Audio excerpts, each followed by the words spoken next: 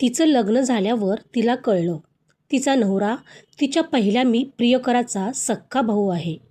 नमस्कार मित्रांनो, स्वागत आहे तुमच्या आवडत्या चॅनलवर, जिथे आम्ही सांगतो अशा प्रेमकथा ज्या तुमच्या काळजाला स्पर्श करतात. आजची कथा आहे अन्वीची. एक अशी मुलगी जिचं लग्न झालं आणि सासरी गेल्यावर पहिल्याच दिवशी तिला भिंतीवर तिच्याच पहिल्या प्रियकराचा फोटो दिसला. आणि धक्कादायक गोष्ट म्हणजे तिचा नवा नवरा त्या मुलाचा सख्खा भाऊ निघाला. अन्वीने काय केलं असेल? तिने त्या घरात राहायचं की तिथून निघून जायचं? तिच्या नवऱ्याला हे आधीपासून माहीत होतं का?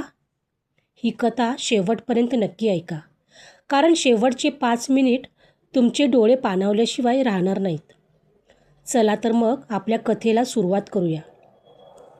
अन्वी म्हणजे पुण्यातली एक साधी मुलगी, वय वर्ष 26, दिसायला खूप सुंदर पण मनाने एकदम हळवी. तिच्या आयुष्यात एकच मोठं प्रेम झालं होतं, अमितवर. अमित तिच्या कॉलेजमध्ये होता. दोघांचं प्रेम इतकं घट्ट होतं की अख्खं कॉलेज त्यांना आयडल कपल म्हणायचं.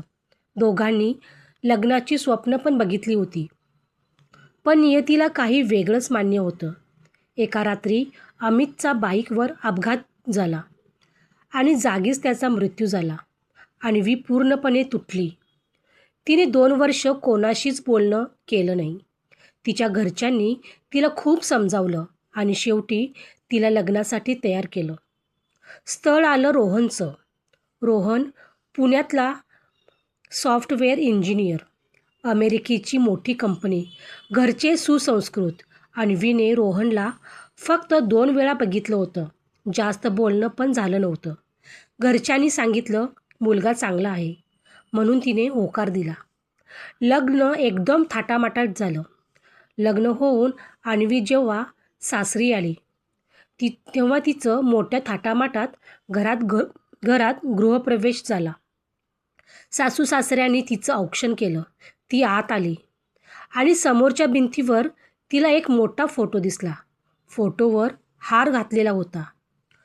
तो फोटो बघून अन्वीच्या हातातला दुधाचा ग्लास खाली फुटून पडला. तो फोटो दुसऱ्या तिसऱ्या कोणाचा नसून अमितचा होता. तिचा पहिला प्रियकर अमित, जो 2 वर्षापूर्वी देवाघरी गेला होता. तिच्या पायाखालची जमीन सरकली. तिला वाटलं आपल्याला भास होतोय. तेवढ्यात तिची सासू आली आणि म्हणाली, बाळा घाबरू नकोस, हा माझा मोठा मुलगा अमित 2 वर्षापूर्वी देवाघरी गेला. तेव्हापासून हा फोटो इथेच आहे. अन्वीला धक्काच बसला. म्हणजे रोहन हा अमितचाच सक्का लहान भाऊ होता. ज्या मुलावर तिने जीवापाड प्रेम केलं होतं त्याच्याच भावाशी तिचं लग्न झालं होतं. रात्री जेव्हा रोहन रूममध्ये आला तेव्हा अन्वीने त्याला सरळ विचारलं, तुला माहीत होतं का की मी अमितची गर्लफ्रेंड होते? रोहन खाली मान घालून उभा राहिला. तो म्हणाला, हो माहीत होतं. दादाच्या डायरीत तुझे फोटो होते, तुझं नाव होतं. जेव्हा तुझं स्थळ माझ्यासाठी आलं तेव्हा मी तुला फोटोत बघितल्यावरच ओळखलं.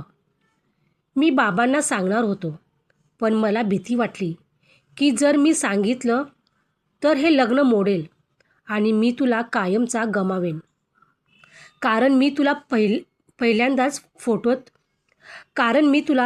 पहिल्याच फोटोत मनापासून आवडली होतीस. अन्वी रडायला लागली. ती म्हणाली, तू माझी फसवणूक केलीस. तू मला अंधारात ठेवलंस. ज्या घरात मी माझ्या जुन्या प्रियकराला विसरायचा प्रयत्न करते त्याच घरात तू मला आणलंस. रोहन म्हणाला, अन्वी, मी तुझी फसवणूक केली नाही. मी फक्त तुझ्यावर प्रेम केलं. दादा गेल्यापासून या घरात कोणीच हसलं नव्हतं. आई रोज त्याच्या फोटोसमोर रडायची. जेव्हा तू या घरात आलीस तेव्हा 2 वर्षांनी आईच्या चेहऱ्यावर हसू आलं, कारण तू आल्यापासून या घराला परत एक मुलगी मिळाली. मी तुला कधीच दादाची जागा घ्यायला सांगणार नाही. तू फक्त रोहनची अन्वी म्हणून राहा. त्या रात्री अन्वी झोपलीच नाही. ती रात्रभर अमितच्या फोटोकडे बघत बसली होती. दुसऱ्या दिवशी सकाळी अन्वीने एक निर्णय घेतला. ती अमितच्या फोटोजवळ गेली. तिने फोटोला हात जोडले आणि मनात म्हणाली, अमित, तू माझं पहिलं प्रेम होतास. तू गेलास आणि माझं अर्धं आयुष्य घेऊन गेलास. पण आज बघ, नियतीने मला परत तुझ्याच घरात आणलंय. कदाचित तूच मला इथे पाठवलं असशील, तुझ्या आईला सांभाळायला, तुझ्या भावाला सावरण्यासाठी. त्यानंतर ती खाली आली. तिने सासूला घट्ट मिठी मारली. सासू रडायला लागली. अन्वी म्हणाली, आई, आजपासून मी तुमची सून नाही, मी तुमची मुलगी आहे. अमित गेला असेल, पण त्याची जागा कोणीच घेऊ शकत नाही. पण त्याची आठवण मी कधीच विसरू देणार नाही. रोहन हे सगळं बघत होता. 1 महिना निघून गेला. अन्वीने त्या घराला सावरलं, पण रोहनपासून ती अजूनही लांबच राहायची. एक दिवस रोहनचा वाढदिवस होता. सगळ्यांनी पार्टी ठेवली होती. अन्वीने रोहनसाठी एक गिफ्ट आणलं होतं, एक डायरी. रोहनने डायरी उघडली तर त्यात पहिल्या पानावर लिहिलं होतं, रोहन, मी अमितवर प्रेम केलं हे खरं आहे, पण आता मी तुझ्यावर प्रेम करायला शिकते. कारण तू मला कधीच कोणाशी तुलना केली नाहीस. तू मला माझं दुःख घेऊनच स्वीकारलंस. मला थोडा वेळ दे. मी नक्कीच तुझी होईन, तुझीच अन्वी. रोहनच्या डोळ्यात पाणी आलं.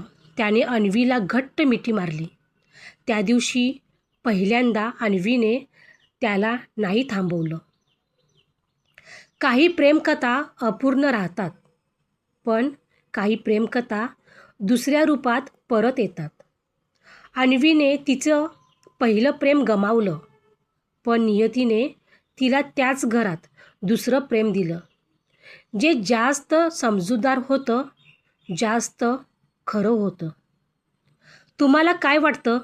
रोहनने लग्नाआधी सत्य लपून चूक केली का? का त्याने जे केलं ते त्याच्या प्रेमासाठी योग्य होतं? आणि अन्वीने त्या घरात राहण्याचा निर्णय योग्य घेतला का? मला कमेंटमध्ये नक्की सांगा. तुमची कमेंट माझ्यासाठी खूप महत्त्वाची आहे. आणि अशाच मनाला भिडणाऱ्या प्रेमकथांसाठी आपल्या चॅनलला सबस्क्राईब करायला विसरू नका. भेटूया पुढच्या एका नवीन प्रेमकथेत. तोपर्यंत कथा वाचत राहा, कथा ऐकत राहा आणि खूप सारे कमेंट करा, खूप सारे लाईक करा. धन्यवाद.